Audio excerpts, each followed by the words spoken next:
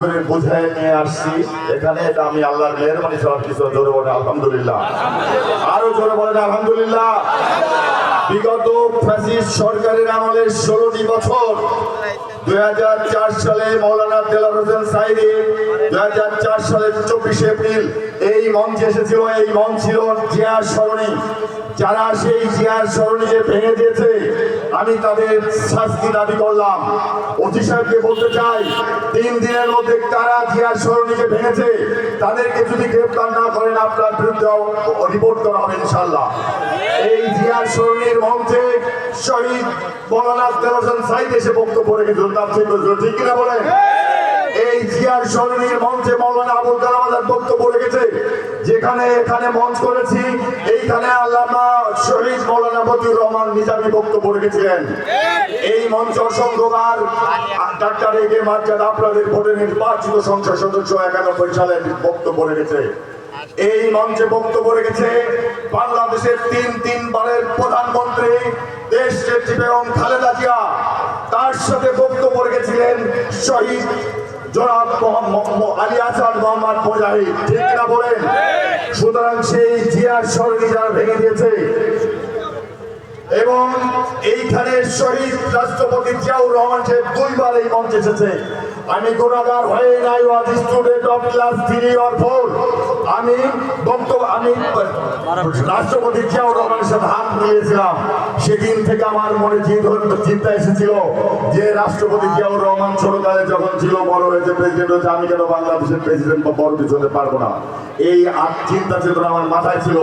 এরপরে এই হিলফুল ফজল নামক রাসূলের করে ইসলামের সেই হিলফুল ফজল নামক সেবা সংঘের আদলে আমি যখন ফাজিল জামাতের ছাত্র, তখন আমি এই ইসলামিক পাঠাগার সমাজ সংঘ আমাদের এলাকার লোকজন নিয়ে, আমার বড় ভাইটাই দিয়ে মালিক ভাই সব, আব্দুল হাই ভাই, উপজেলা জামাত ইসলামের সংগ্রামী আমি, এরা মিলে এই পাঠাগারটা করেছি। সম্পূর্ণ অরাজনৈতিক একটি সংগঠন সংস্থা, এটা একটা সেবা সংস্থা। এটার মাধ্যমে পালিকাতে বিভিন্ন সেবা বলো কর্মসূচি হয় এবং ধর্মীয় কর্মসূচি হয়। বন্ধুগণ, বিগত ফ্যাসিস্টের আমলে 16 বছর 11 বার আমাকে গ্রেফতার করেছে এই আওয়ামী বাকশালীরা। 11 বার আমাকে গ্রেফতার করেছে। আমাকে মাজায় দড়ি দিয়ে এই পালিয়াকান্দির বাজার দিয়ে আমাকে নিয়ে গেছে এই আওয়ামী বাকশালীদের পুলিশেরা। বুকি গুলি করে আসছে আমার শিবির বিএনপি লোকদেরকে। এখন সব পুলিশ ভালো হয়ে গেছে। বন্ধুগণ, আমি দোয়া করি তারা যেন ভালো হয়ে থাকে। এই আওয়ামী বাকশালী তাদের পুলিশদের দোষ দেই না, এই বাকশালীদের দোষ দেই। এই যারা গলাবাজি করেছে ফকির আর মিসকিন, যারা গলাবাজি করেছে আজাদ আর ওজাদ চেয়ারম্যানরা, এই চেয়ারম্যানগুলো, এই জানোয়ারগুলো কোথায় কোথায় আছে? গলাবাজি করে আওয়ামী দোসররা আজ হারিয়ে গেছে।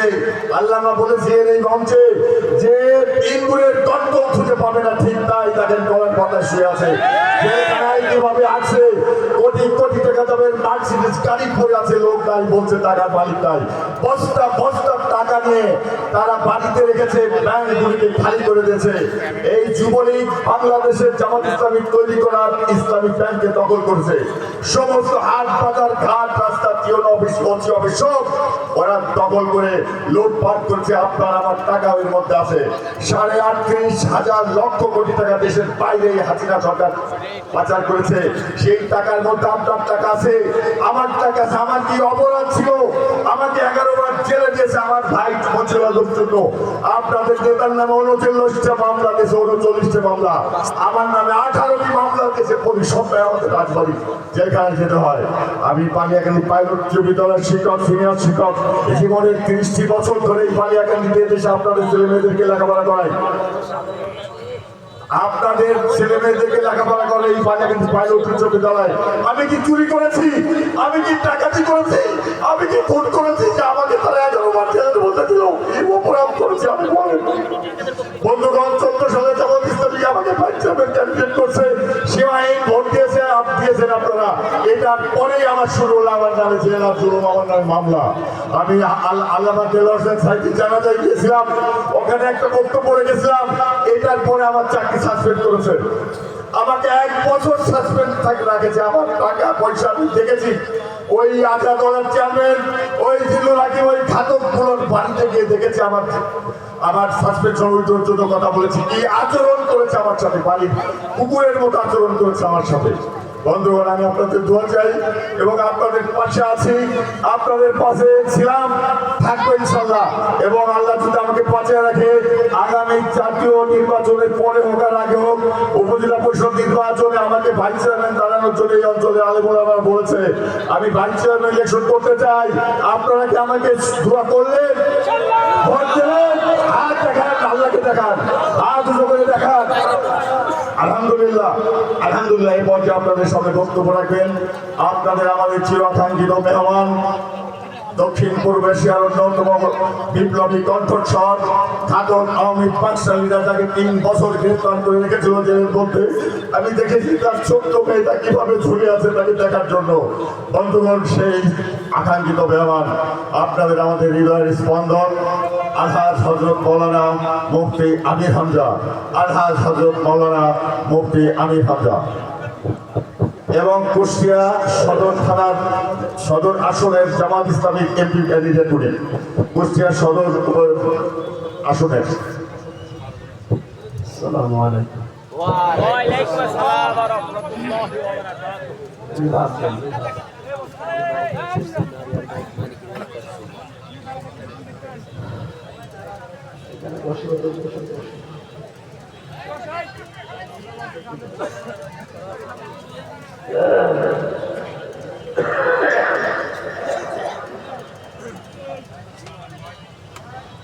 لا إله إلا الله العظيم الحليم.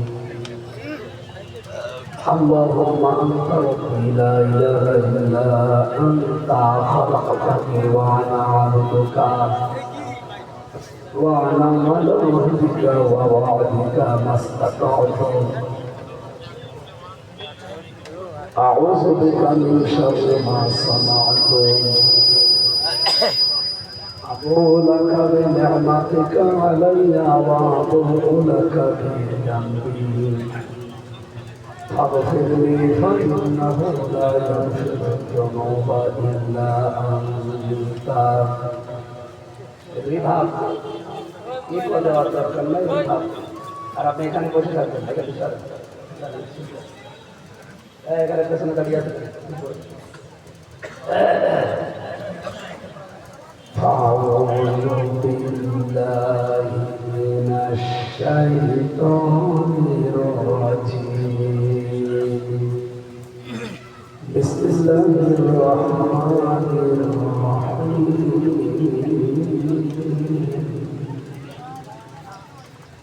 وسارعوا إلى مغفرة من ربكم وجنة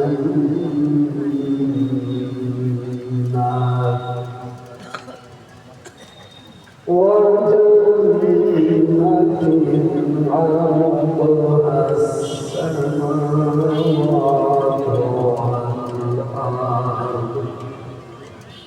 والأرض أعدت للمتقين.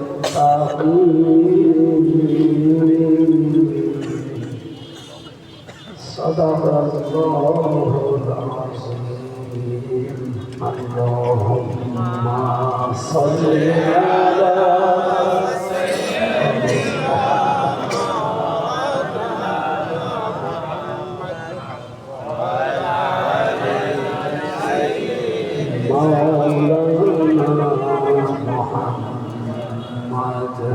اللهم صل على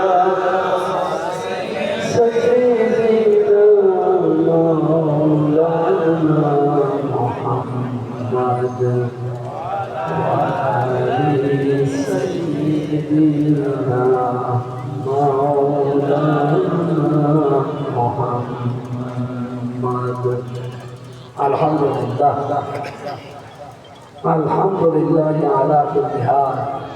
সর্বাবস্থায় আল্লাহর শুকরিয়া আদায় করছি। বাংলাদেশের ঐতিহ্যবাহী জেলা রাজবাড়ী বালিয়াকান্দি থানার অন্তর্গত ইসলামী পাঠাগার সমাজ কল্যাণ সংঘ বালিয়াকান্দি কর্তৃক আয়োজিত তাফসীরুল কোরআন মাহফিল। কিন্তু যে আয়াত নিয়ে আমরা কথা বলার জন্য বসেছি, আমার শরীর কণ্ঠ একটাও এর অনুমতি নেই। একটু দোয়া করেন আল্লাহ যেন কণ্ঠটা ছেড়ে যায়। কণ্ঠটা আটকে রেখেছে কে বলেন তো? শাররিহি ওয়া খাইরিহি মিনাল্লাহি তাআলা। ভালো হোক মন্দ হোক সব কে দেয়? আরে কোনো বাবা দিতে পারে? সুতরাং ওনার হাতে আমার কণ্ঠ, আমার শরীর, আল্লাহ যেন অন্তত আমার কণ্ঠটা কিছু সময়ের জন্য এই বান্দাবান্দিদের যে আগ্রহ একটু ছেড়ে দেন। এখানে সভাপতির দায়িত্বে আছেন মৌলানা খন্দকার মনিরুজ্জামান মুন্সি, দামাত বারাকাতুহু আলিয়া, বলেন আমিন। এই মাহফিলের প্রধান অতিথি সাবেক সেক্রেটারি উপজেলা বিএনপি ও বালিয়াকান্দি, সাবেক চেয়ারম্যান বালিয়াকান্দি সদর ইউনিয়নের জননেতা জনাব খন্দকার মশিউর জন্য হায়াতে থাকতে বাসি হাতে কুটিয়া কামনা করছেন। কারণ অসুস্থ না হলে তো মানুষ বসে না কি নিয়ামত আছে, আমি তো কে পাচ্ছি এই ছেলে বিভাগ বন্ধ করে কি করে বিভাগটা কি করে বন্ধ করে?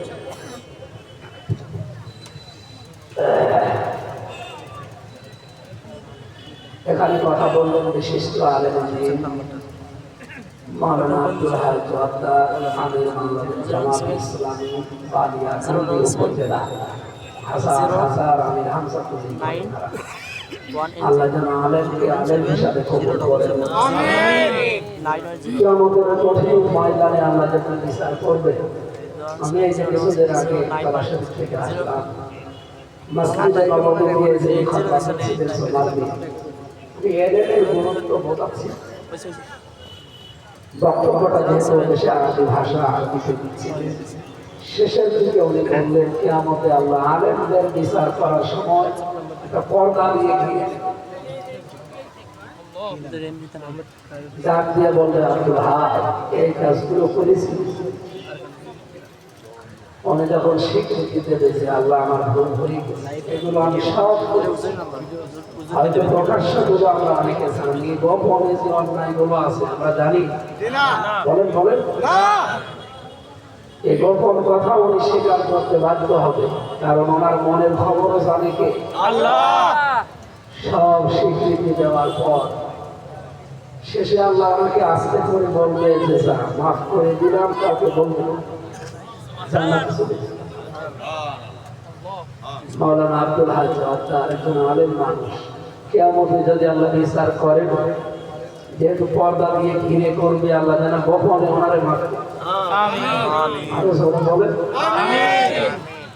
বিশেষ অতিথি এখানে বিশিষ্ট সমাজসেবক জনাব শরীফ মিয়া, জনাব মীর শাহিনুর রফিক সাউদ ভাই, চেয়ারম্যান হেফাজত রাষ্ট্র সমাজ কর্মী, পরিচালনায় আছেন মাওলানা ওসমান গনি। আমার কণ্ঠ যদি ভালো থাকতো 1-1.5 ঘন্টা 2 ঘন্টা কমাতে পারে। হাসিনার উপরে যে রাগ হয় এইটা, এই মহিলা এখন তো বসে আছে স্বামীর বাড়ি, হয়তো আমার শরীরটা শেষ করে দিয়েছে, কণ্ঠটাও নষ্ট হয়ে গেছে।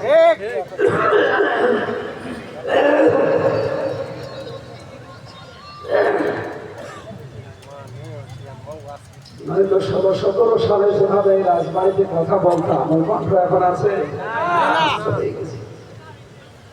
আমার আগে কথা বললেন সেই সিনাইদা থেকে এসেছে আমার সাথে মাওলানা হাফিজুর রহমান জিহাদি। ওনার মতো কণ্ঠ যদি থাকতো একবার সব ভেঙে চুরি ফেলতো। যাই হোক, এটা আপনাদের ইসলামী পাঠাগারের উদ্যোগে সমাজ কল্যাণ একটা সংস্থা। এটা নবীজি যেমন একটা সংগঠন বানিয়েছিলেন 17 বছর বয়সে,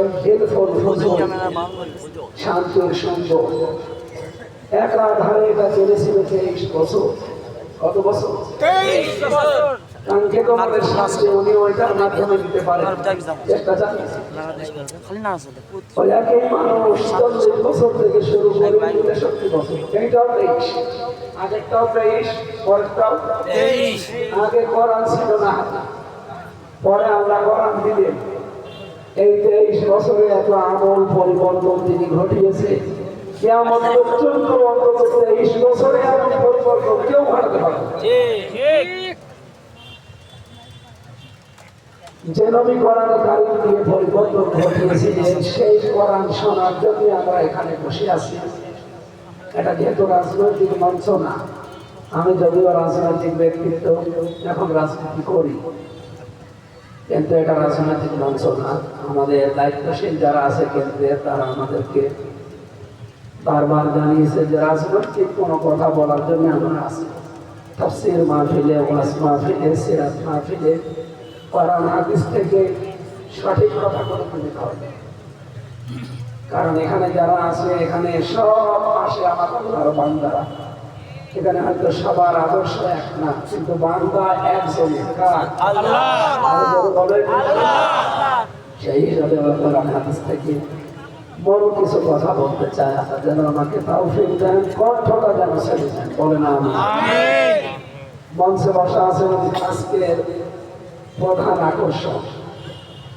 শুধু বাংলাদেশ না, বিশ্বে যার খ্যাতি ছড়িয়ে গেছে, ইসলামী সঙ্গীত শিল্পী, পাবনার সন্তান, বড় ভাই জনাব ওবায়দুল্লাহ তারিক দামাত বারকাতুহুল আলিয়া।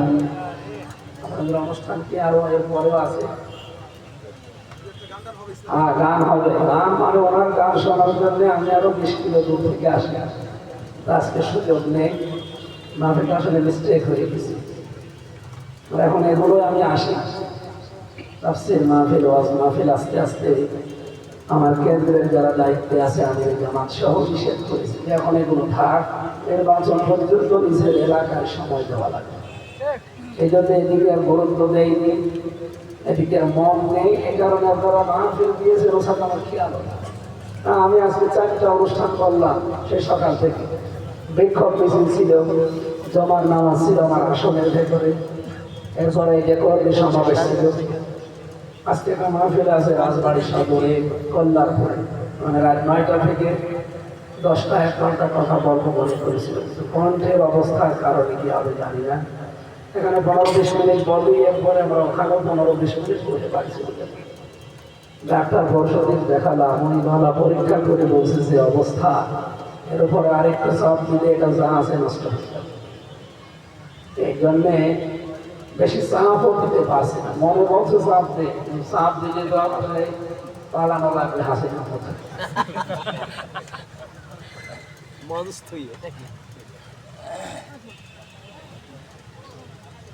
মহিলা তো চাপ দিয়ে পালিয়েছে, ও যদি চাপ না দিয়ে ওই সময় পদত্যাগ করে দিল, ওর পালানো লাগতো না, ওর দলের লোকজন এখন এই ছন্ন ছাড়াও হতো।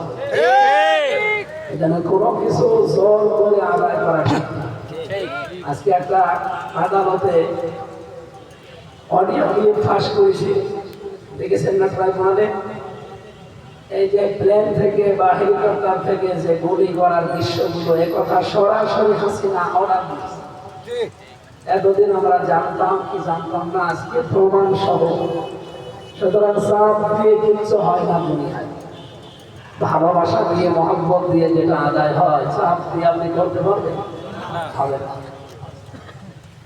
জোরে চাপ দিলে যেহেতু সমস্যা হতে পারে, ফলায় আমরা আস্তে আস্তে কিছু কথা বলবো। আজকে কয়েকদিন পরে আমার অনুষ্ঠান আছে আপনাদের পাশে, সেখানে যদি কণ্ঠ ভালো থাকে।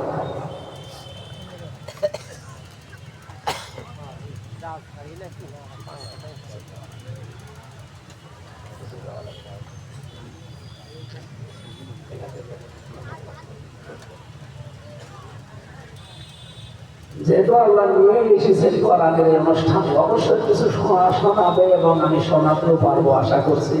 কণ্ঠ আল্লাহ ইনশাআল্লাহ ছেড়ে দেবে, যে আল্লাহ আমাদেরকে সব কাজ বাদ দিয়ে কোরআনে কিছু সময় ব্যয় করার জন্য নিয়ে আসবে। বলেন আলহামদুলিল্লাহ। দরুদ আর সালাম পড়ছি আমাদের নবী মুহাম্মদ রাসূলুল্লাহর উপরে। এই যে 3 দিন আগে একটা মাস চলে গেল, রবিউল আউয়াল, প্রথম বসন্ত।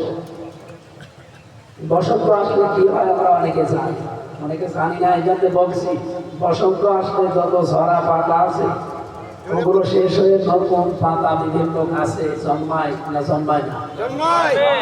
প্রথম বসন্তের প্রথম ফর্মুলা এটা। আমরা পয়লা বসন্ত প্রথম বসন্ত থেকে এটা পেয়েছি বাংলাদেশে ষড়যন্ত্র প্রতিদিনে আরো বেড়েছে। এমনকি ওখান থেকে আপা কিছু মানুষকে টেলিফোনে উল্টা পাল্টা দেয়, আর এই দেশে যখন বললে ইসলামবাদের তিনি ঠান্ডা হয়ে যায়। অনেকে বসে আছে আরো মিটিংয়ে, যারা ওনার ধোকায় পড়ি। সেদিন দেখলাম একজন মোবাইলে বসে, আপা আপনার জন্য দেশের মানুষ কেটে কেটে শেষ। বলেন তো কেউ কেটেছে? একজন তো কাঁদে। আমি জেলে থাকাকালীন 3 বছর একটা লোক পেয়েছিলাম, চলচ্চিত্র জগতে কাজ করে লোকটা। ওনার জোহরের নামাজের সময় একদিন দেখি কন্টেম সেলের ভেতরে সব তালা মারা। আমি ডাক্তারখানা থেকে আসছিলাম, হাসপাতাল শেষ করে এসে দেখেন তো কাঁদছে। কি গো, কান্নার আওয়াজ আসে। আমি যে আছি 3 তলায়, ওই লোক আছে 4 তলায়। কান্নার আওয়াজ দেখে যে দেখি নামাজের পরে মোনাজাত করছে, আল্লাহ তুমি আমার হায়াত নিয়ে নাও, আমার মা হাসিনাকে তুমি বাঁচিয়ে রাখো।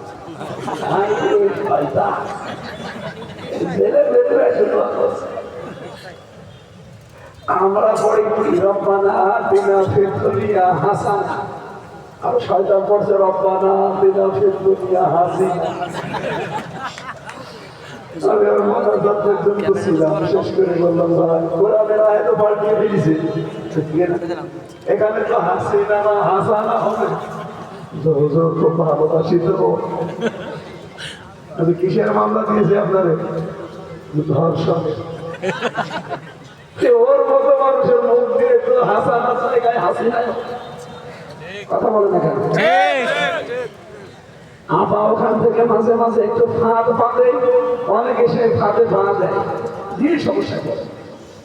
আগামীতে আর কেউ ফাঁদে পা দিয়ে দিই। এই দেশে এখন সারা দেশের যে আওয়াজ উঠেছে আন্তর্জাতিক ভাবে, এই জালিম ফ্যাসিস্ট শুধুমাত্র 2024-এর হত্যাকারী না। আপনি দেখেন কত মানুষকে হত্যা করেছে সেই 9 সাল থেকে আরম্ভ করে। তালিকা করে দেখেন সবচাইতে বড় অপরাধ তার আয়না ঘর বানানো। এটা যে মানবতার সাথে কত বড় মহান মহাকৌতুক। আপনি তাকে নিয়ে মেরে ফেলতে পারেন, অন্তত তার স্ত্রী অন্য জায়গায় বিয়ে করতে পারে, তার সন্তান আছে যারা যারা জানিয়েছে অন্তত আমার বাবা মারা গেছে, এখন আমার মা যার সাথে বিয়ে হয়েছে এটা আমার বাবা। কথা বলে না কেন? মা বাবাও জানতে পারে যে আমার ছেলে বলে গেছে, আর কি দোয়া করে দিয়ে আল্লাহ যা করে। এটা একটা মানুষ মারা গেছে কিনা জানে না। বলেন শহীদ বীর কাশেম আলী রহমতুল্লাহ আলাইহি, তার ছেলেটা আমাদের মতো সাধারণ মানুষ না, সে একজন ব্যারিস্টার। 9 বছর সে গুম হয়ে আছে আয়না ঘরে, কেউ জানে। তার স্ত্রী পর্যন্ত বিয়ে করতে পারে না এই 9 বছর। এটা যুবতী মেয়ে, সন্তানাদিগুলো শুধু মাকে জিজ্ঞাসা করতো যে বাবা আসবে কখন। আমি তো ছেলে ছিলাম, অন্তত আমার বাচ্চারা জানতো যে আছে একদিন একদিন আসবে, না ছেলে চলে যাবে, তারা তো জানতো। আর যারা আয়না ঘরে ছিল আপনি বলেন তো কি অবস্থা তাদের। অনেকের স্ত্রী সহ্য করতে না পেরে অন্য জায়গায় সংসার করেছে।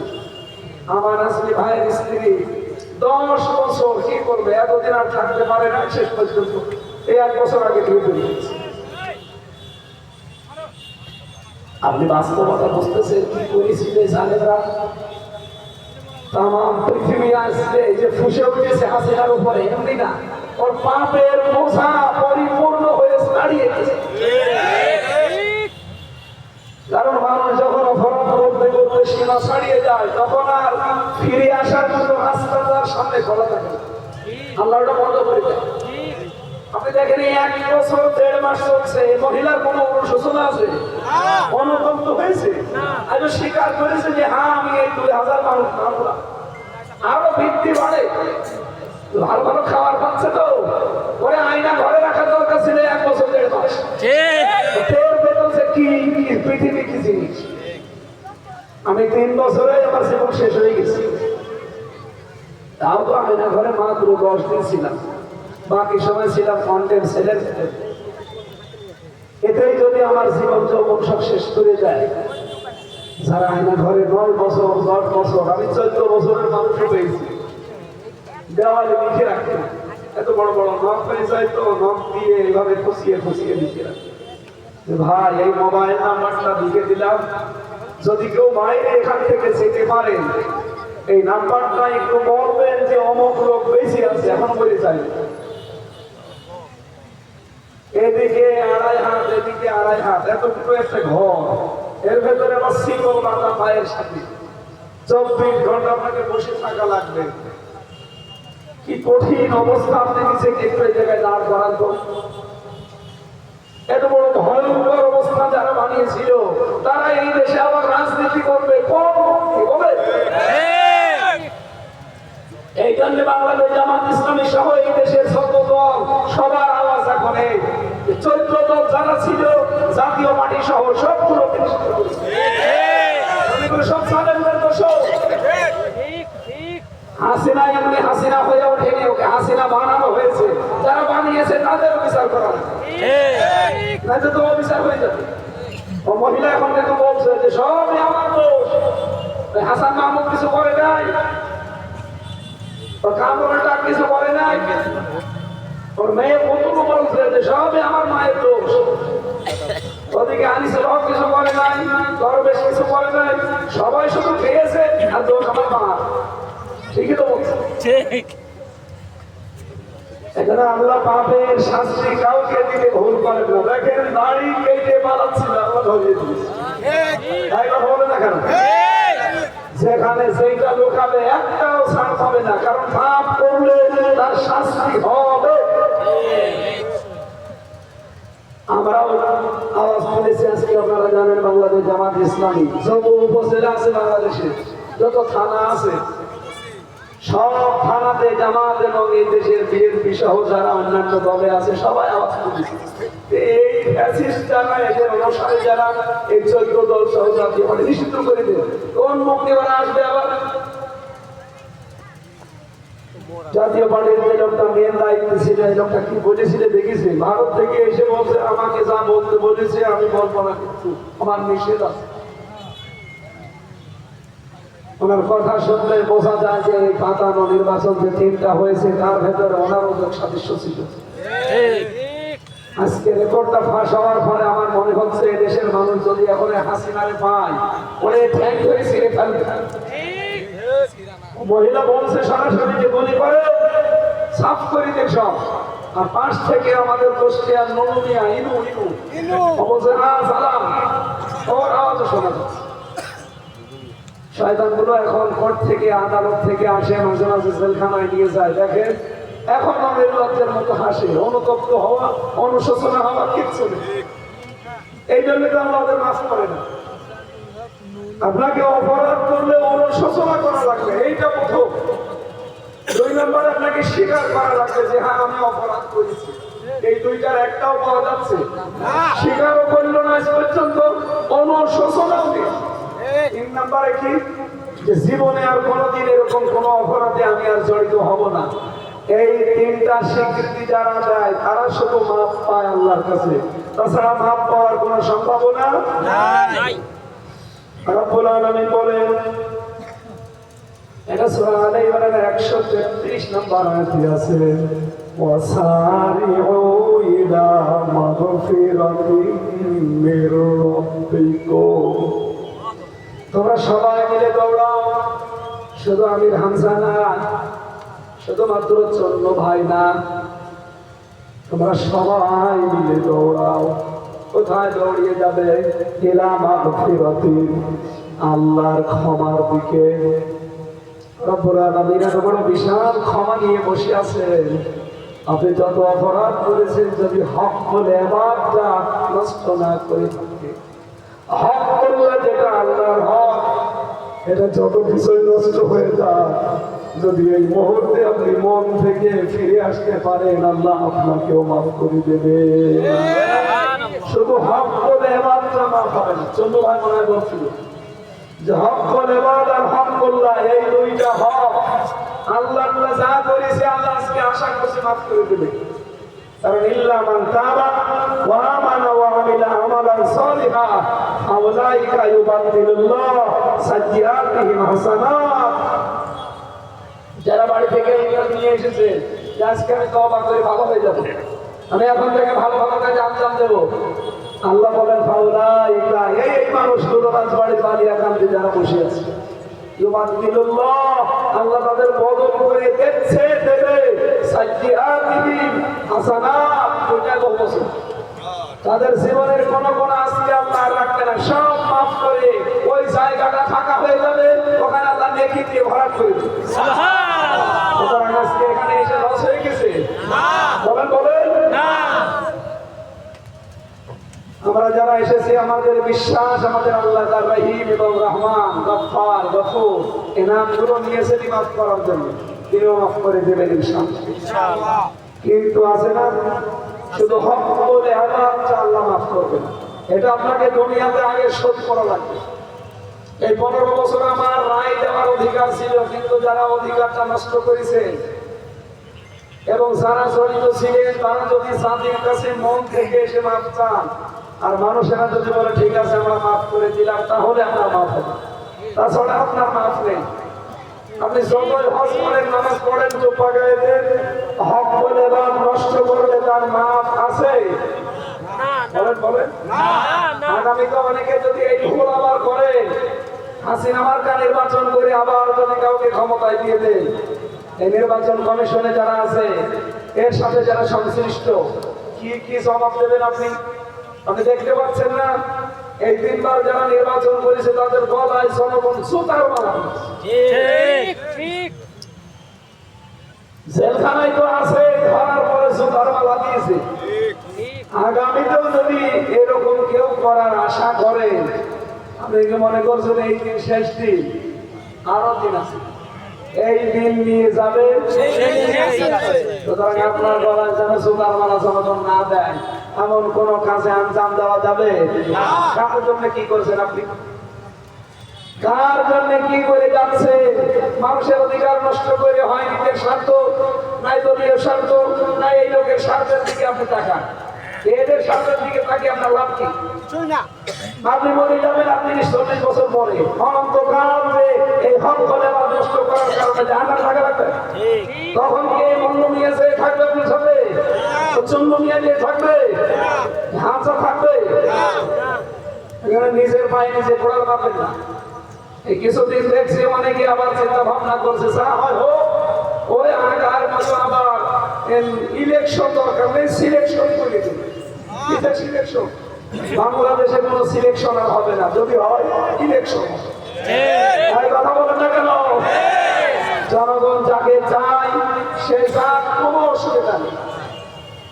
বাংলাদেশের জনগণ যাকে চাবে, ভারত যাকে চাবে তাকে দেবে, আমেরিকা যাকে যাবে তাকে দেবে। সেই দিন শেষ হয়ে গেছে। যারা এই আশা করে বসে আছে ওই আশা করে পাবে। 18 কোটি মানুষ চা চাবে এই দেশে, তাই হবে। কথা বলেন না কেন? এই জন্য হক বলে এবারটা নষ্ট করেছেন যারা, এটা ফেরত দেন। আর আমার ভয় হয় আয়াতটা পড়লে হক বলে বা বহু মানুষের দেশে নষ্ট করে বসে আছে। আপনি আল্লাহর হক নষ্ট করে বললাম মাফ পেয়ে যাবে, তো বান্দার হক নষ্ট করে মাফ পাবেন কি করে? যারা এই যে মানুষের জমি জায়গা ফাঁকি দেয়, এমনকি মনকে জমি দিতে চায় না অনেক, ওরা মাঠের জমি নাই দিলাম বাড়ির জমি দেওয়া লাগবে। আরে বেটা, বাড়ির জমি দেওয়া লাগবে মানে? তোমার জন্ম দিয়েছে তোমার বাবা, ওইটাকে ডাউনলোড করে নিয়ে এসেছি। ওই মেয়েটা বাবার মেয়ে না? অবশ্যই। সাহাবায়ে কেরামের নির্দেশ ছিল তাদের আমল, তারা মাঠের জমি বাড়ির জমি তো দিত, বাড়ির খাবারের প্লেট পর্যন্ত মনকে ভাগ করে দিত। আর আমরা মাঠের জমি দিয়ে বাড়ির জমি দিতে চাই না, আরো রাগ করে, হ্যাঁ তুমি কি আর আসবা না, সব নিয়ে যাচ্ছ। আরে ভাই, তার অধিকার, তার হক, উনি দেবেন না মানে? আমার মনে হয় এখানে করা ঠিক হইতো না, কারণ ওই রকম 2 নাম্বার মানুষ এখানে শরীর ফাঁকি দিয়েছেন। কারা হাত ধরেন তো দেখি ভাই,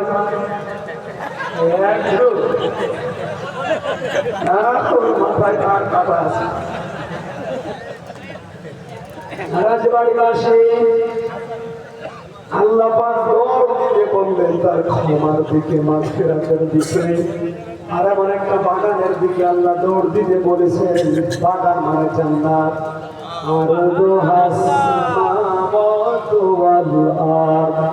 যার প্রশস্ততা আকাশ আর জমিনের চাইতেও বিস্তৃত। বলেন সুবহানাল্লাহ। এত বড় বিশাল জান্নাত আল্লাহ বানিয়েছেন, তাদেরকে আল্লাহ ক্ষমা করে দেবেন তাদের জন্য। তাদের জন্য বানিয়েছেন জান্নাত, আল্লাহ তাদের ক্ষমা করে দিয়েছেন তাদের জন্য। এখন আব্দুল হাই সহ যারা আমরা বসে আছি, প্রত্যেকের বিবেক কাজে লাগানো দরকার যে আল্লাহ আমাকে মাফ করেছে। তো আপনি একটু ভাবেন তো, খলিফাতুল মুসলিমিনের দিকে তাকান। ঈদের দিন সবাই আনন্দে আছে। হযরত আবু যর বলেন, আমি বাড়িতে গিয়ে দেখলাম কান্নার আওয়াজ আসছে। ঘরের দরজা বন্ধ করে দিয়ে হযরত ওমর কাঁদতেছে। ডাক দিয়ে জিজ্ঞাসা করলাম, দরজা খুলে দিলেন। ভেতরে সে দেখি দাঁড়িয়ে বেয়ে হযরত ওমরের পানি পড়ছে। বললাম, খলিফাতুল মুসলিমিন, আজকে ঈদের দিন, সবাই আনন্দে আছে, আপনি কান্নাকাটি করেন কেন? হযরত ওমর বলে, আবু যর, আজকে তো ঈদের দিন, আমিও জানি। আমি নবীজির মুখে শুনেছি 1 মাস রোজা রাখার পর আল্লাহ যার রোজা কবুল করেছে তার আজকে ঈদের দিন। আমি আমার এখনো পর্যন্ত তো সন্ধান পেলাম না যে আমার রোজা 30টা কবুল হয়েছে কিনা। আমি যদি জানতে পারতাম যে আমার রোজাগুলো কবুল হয়েছে, আল্লাহ আমাকে মাফ করে দিয়েছেন, যারা বাইরে আনন্দ করছে তাদের চাইতে আমি বেশি আনন্দ পেতাম। কিন্তু এখনো জানি না, এখানে আনন্দ আমার ভেতর থেকে আসে না। কোন পর্যায়ে মানুষ ছিল যারা জান্নাতের সার্টিফিকেট চিন্তা অবস্থায় তারা পেয়েছে, অথচ আনন্দ ভুলে গেছে যে আমাকে আল্লাহ মাফ করেছে। তো আর আমরা কোন ধাপে আছি? আল্লাহ বলেন, আমি যাকে মাফ করে দেবো এই মানুষটার জন্য একটা বাগান বানালাম। এ বাগান বিশাল। কোরআন শরীফের ভেতরে আপনি জান্নাতুন শব্দটা যেখানে দেখবেন, অধিকাংশ জায়গায় আমি পেয়েছি জান্নাত আল্লাহ বলেছেন বহু বছর।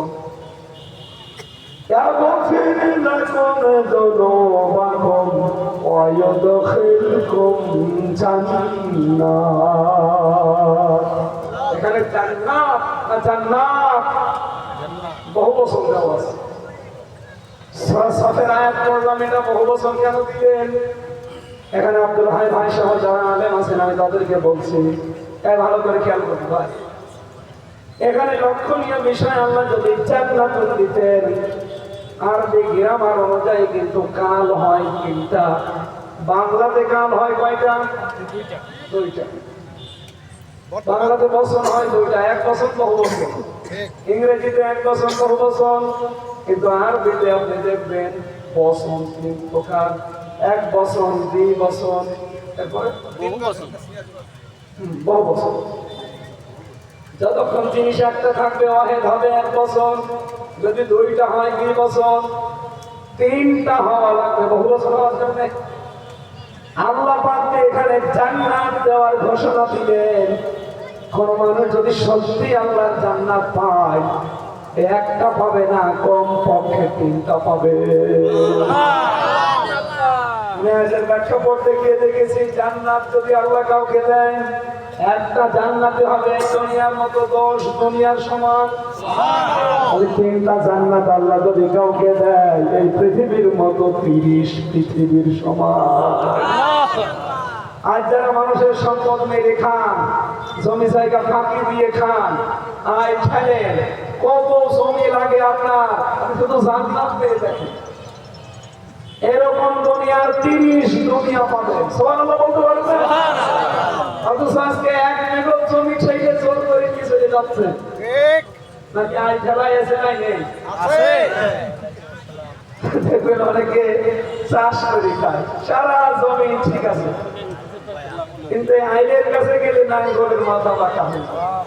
হাতের ভেতরে যে কি স্পিনিং সেট করা আছে, হঠাৎ ভাবে ঘুরিয়ে দেয়। যত বড় কথা বলবো ভাই, আল্লাহ আইনের কাছে দিবে না।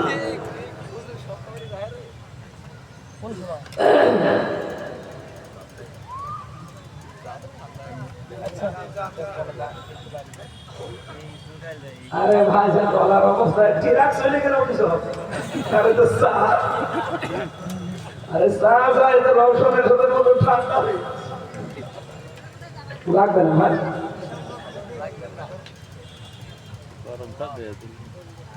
ডাক্তারের পরামর্শ শুনলে গরম চাও লাগতো না শুধু একটু 2-3 দিন কথা বন্ধ করে থাকতে পারতাম ভালো হইতো কিন্তু তা তো হচ্ছে না প্রতিদিন এই 5টা-6টা করে মানে আমিও পারি না আপনারাও ছাড়েন না আল্লাহু আকবার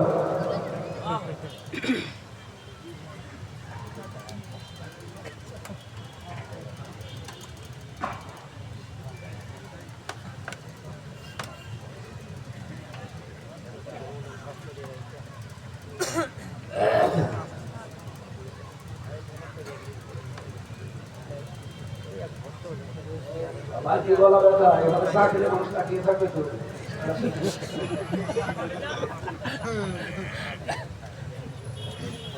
আমার ভাইরা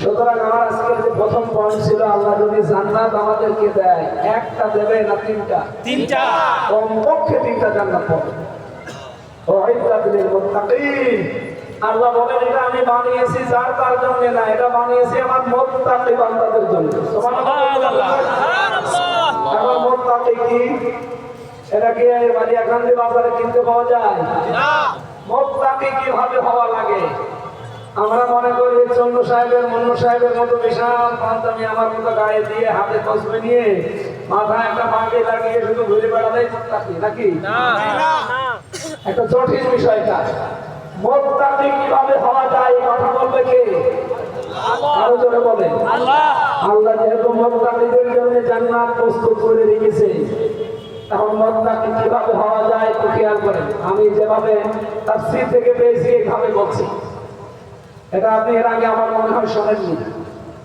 আমি জ্ঞানী মানুষ যারা আছেন তাদেরকে বলবো নোট করে নিয়ে খুব গুরুত্বপূর্ণ বিষয় আমার কণ্ঠ যদি সাপোর্ট দেয় এই মুত্তাকি হওয়ার রাস্তা কি কোন প্রক্রিয়ায় গেলে আপনি মুত্তাকি হতে পারবেন এই পয়েন্টগুলো আমি বলতে চাই খুব ভালো করে খেয়াল করে নাকি ক্লাস চলছে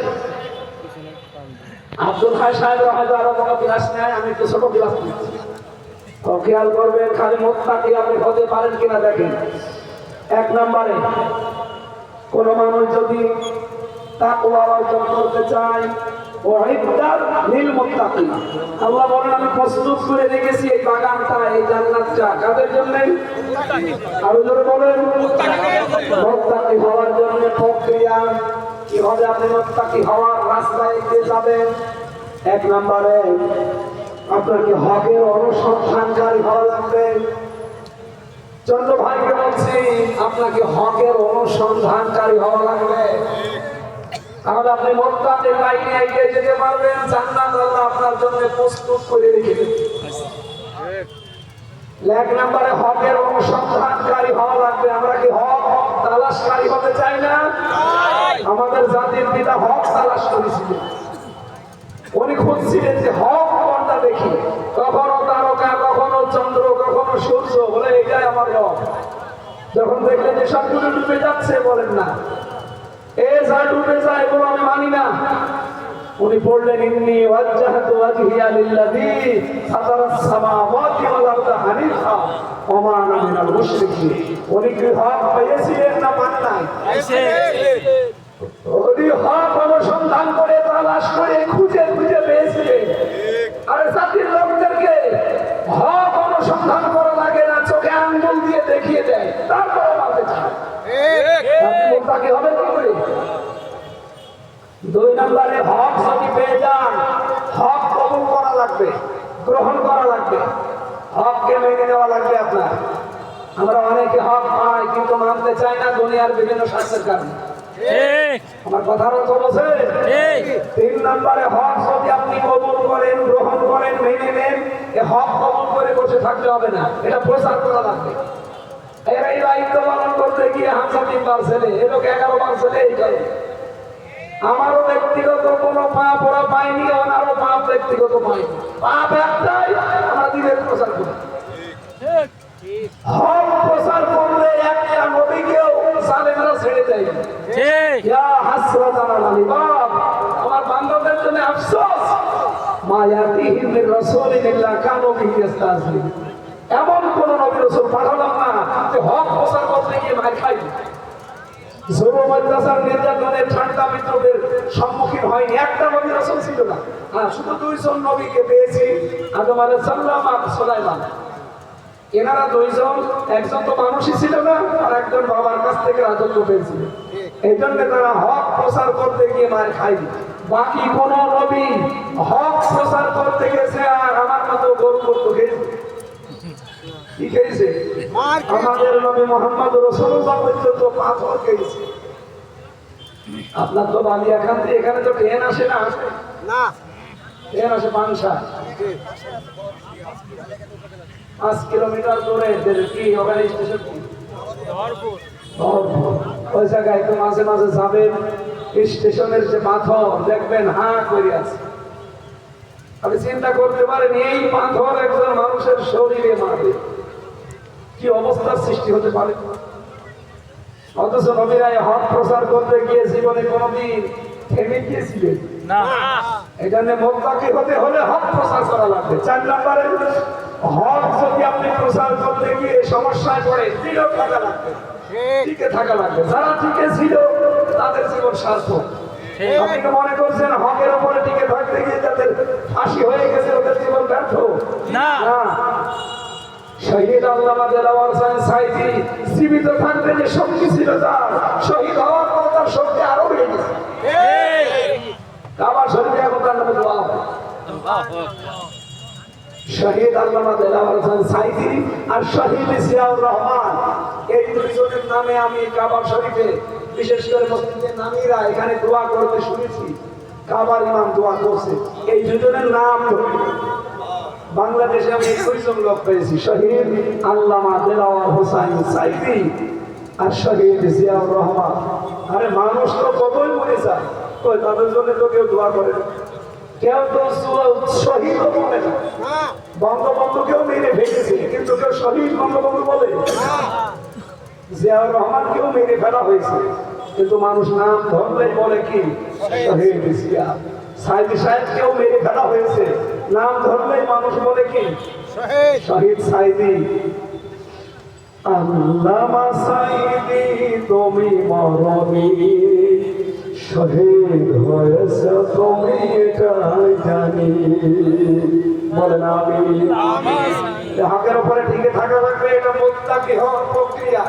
5 নম্বরে, হক যদি আপনি টিকে থেকে কায়েম হয়, এই হক কায়েম করার জন্য সর্বাত্মক চেষ্টা করবেন। আপনি কি করেন? আপনি তো এত বড় যোদ্ধা গায়ে দিয়ে মনে করছেন আমার মতো বুজুর্গ এলাকায় কেউ নেই, আমি 2 বেলা জিকির করি। আপনি তো হক কায়েম করার রাস্তায় টাকা রাখবেন। কোনদিন হক পরিবারের সমাজের রাস্তায় কায়েম হোক, কোন চিন্তা আপনার আছে? কিসের মুত্তাকি হচ্ছে? 6 নম্বরটাই পেয়েছি, হক যদি কায়েম হয়ে যায়, এই হক যেন টিকে থাকে, এই জন্য হককে সাহায্য করা লাগবে। এবার যেহেতু একটা পরিবেশ বাংলাদেশে আল্লাহ কায়েম করে দিচ্ছে, আমার বিশ্বাস এবার হক এই দেশে কায়েম হবে ইনশাআল্লাহ। আর কায়েম যদি হয়ে যায়, দল মত নির্বিশেষে সবাইকে এই হক টিকিয়ে রাখার জন্য হককে সাহায্য করা লাগবে। হক মানে কোরআন, হক মানে হাদিস। কথা বলে ঠিক কিনা? সবাইকে মিলে চিন্তা ভাবনা নিয়ে এগিয়ে আসা লাগবে। হক আমরা এবার টিকিয়ে রাখবো। যত ষড়যন্ত্র আছে কোনো কাজে আসবে না ইনশাআল্লাহ। মেয়েরা যারা এসেছেন, সম্মানিত মা বোনেরা, বিভিন্ন জায়গায় দেখলাম আপনারাও তাকওয়া অর্জন করলে, যেহেতু আল্লাহ জান্নাত তার জন্য বানিয়ে রেখেছে, এই 6টা প্রক্রিয়া চেষ্টা চালিয়ে যাবেন। আল্লাহ আমাদেরকে তৌফিক দিন। আমি আর টানতে পারছি না, 45 মিনিট পড়েছি। আল্লাহ আমাদের তৌফিক দিন। আমার মনে হয় এগুলা হাফিজ একটু মাইক ধরুক, ও ভালো পারে করুক, ওই মাইক তাড়াতাড়ি করুন। আমি বসে আছি, ভাই আমি মুসাফির অবস্থায় আছি, একটু মোনাজাত করবো, বসে তাড়াতাড়ি করেন, তাড়াতাড়ি করেন।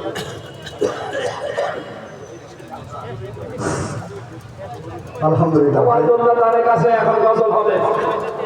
আমাদের কিছুক্ষণ পরে ওবায়দুল্লাহ তারেক ভাই সুরলিত কণ্ঠে ইসলামী সঙ্গীত শোনাবেন। তাতে আপনারা খুশি না বেজান? হুজুর অসুস্থ অবস্থায়, ভাই কেউ উঠবেন না প্লিজ, ভাই উঠে বিশৃঙ্খলা তৈরি করবেন না ভাই। 2-1 জন উঠে এত বড় জান্নাতের বাগানকে নষ্ট করবেন না ভাই, প্লিজ। এরপরে সুললিত কণ্ঠে আমরা ইসলামী সঙ্গীত শুনবো তো ইনশাআল্লাহ। শুনবো না কারা কারা? দুই হাত তোলেন তো ভাই। শুনবো না, শুনবো কারা কারা? দেখিয়ে দুই হাত ধরে আল্লাহকে দেখায় দেন তো। লিল্লাহি তাকবীর। হুজুর অসুস্থ অবস্থায় 45 মিনিট কথা বলেছে, তারপরও কণ্ঠ দিয়ে কথা বের হচ্ছে, আর আপনারা চুপ করে একেবারে সেই ভিজা বিড়ালের মতো বসে থাকলে হবে? একটু কণ্ঠ ছেড়ে দিয়ে আল্লাহকে ডাকবেন তো। আল্লাহু আকবার।